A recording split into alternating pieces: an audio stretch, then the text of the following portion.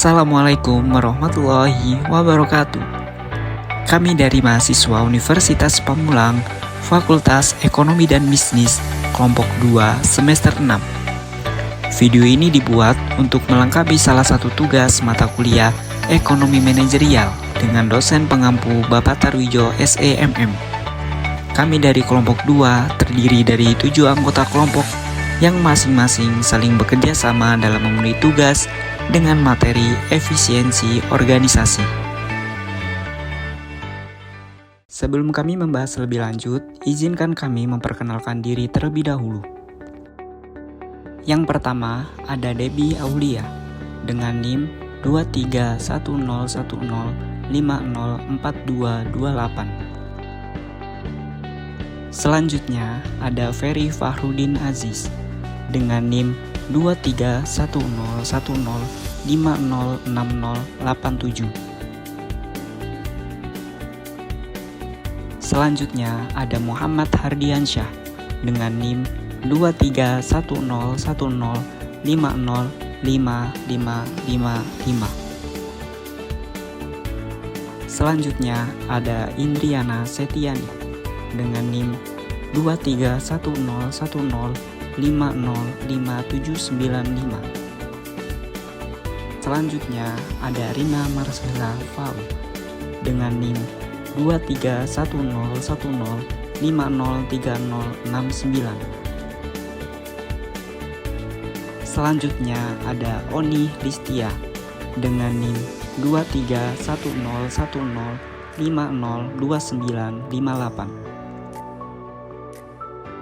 Dan yang terakhir ada Yunita dengan NIM 231010502795. Baiklah, kami dari kelompok 2 akan mempresentasikan materi yang berjudul efisiensi organisasi.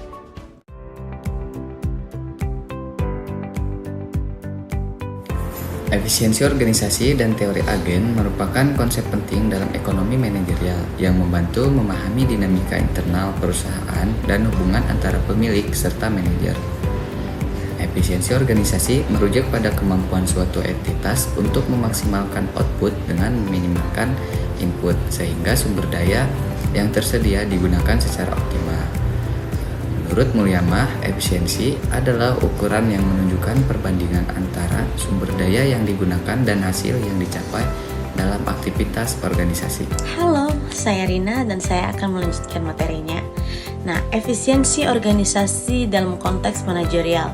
Efisiensi dicapai melalui pengelolaan proses operasional yang optimal, penerapan teknologi informasi, dan pengambilan keputusan yang tepat.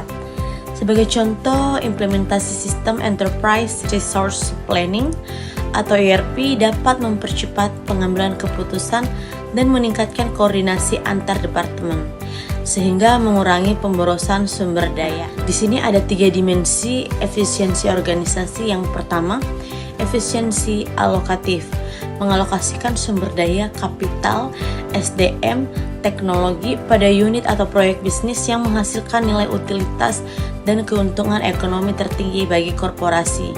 Nah, yang kedua ada efisiensi produktif, kondisi di mana output dicapai menggunakan operasional per unit serendah mungkin tanpa mengorbankan standar mutu kualitas barang atau jasa.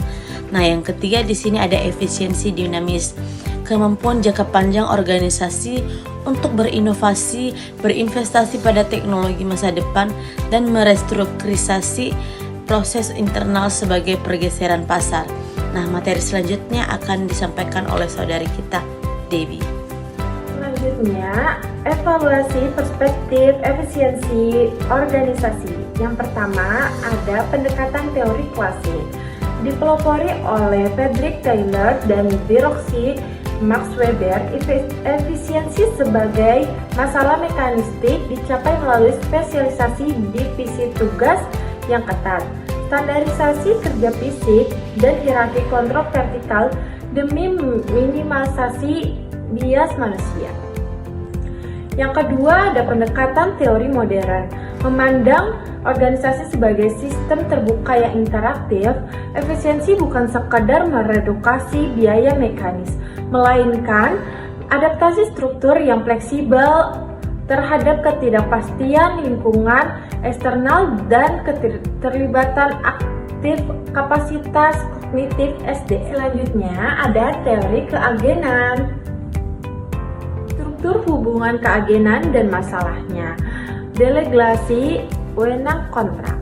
Hubungan keagenan terjadi ketika satu pihak, yaitu prinsipal pemegang saham, memperkerjakan pihak lain, yaitu agen, untuk menjalankan jasa operasional korporasi serta mendelegasi hak pengambilan keputusan. Yang kedua ada asimetri informasi dan moral hazard.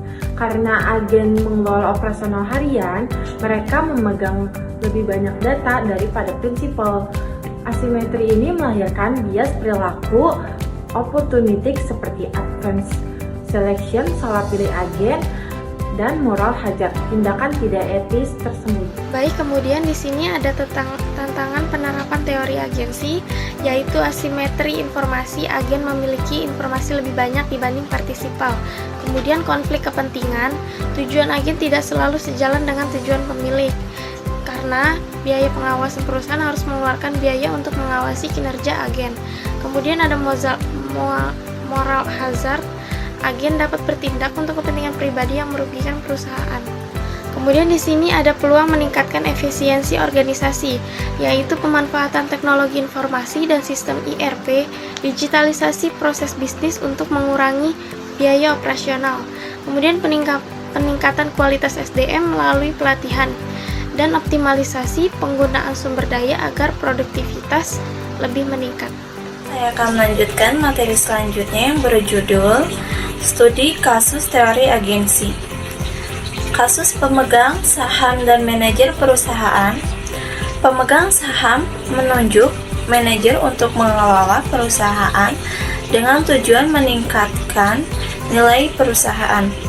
Namun, manajer terkadang lebih fokus pada bonus atau keuntungan jangka pendek. Untuk mengurangi konflik tersebut, perusahaan dapat menerapkan sistem insentif berbasis kinerja dan pengawasan yang efektif. Kasus seperti ini terjadi pada perusahaan besar ketika manajer lebih fokus mengejar bonus jangka pendek dibandingkan meningkatkan nilai perusahaan dalam jangka panjang. Baik, untuk materi selanjutnya kita mempelajari tentang cara mengurangi konflik antara prinsipal dan agen. Memberikan insentif berbasis kinerja seperti bonus yang disesuaikan dengan pencapaian target perusahaan, meningkatkan sistem pengawasan melalui audit dan evaluasi kinerja secara berkala, meningkatkan transparansi informasi sehingga pemilik dan manajer memiliki informasi yang sama mengenai kondisi perusahaan, menyusun kontrak kerja yang jelas yang mengatur hak, kewajiban, serta tanggung jawab masing-masing pihak. Nah, dari materi yang telah dipresentasikan oleh teman-teman saya, ada beberapa hal yang dapat kita simpulkan bahwa efisiensi organisasi dan hubungan keagenan memiliki peran penting dalam keberhasilan perusahaan, seperti pengelolaan sumber daya yang optimal, pemanfaatan teknologi, serta keselarasan tujuan antara pemilik dan manajer dapat meningkatkan produktivitas dan juga kinerja perusahaan. Dengan adanya transparansi, pengawasan yang baik, dan sistem insentif yang tepat, konflik kepentingan dapat diminimalkan sehingga tujuan perusahaan dapat tercapai secara efektif dan juga berkelanjutan.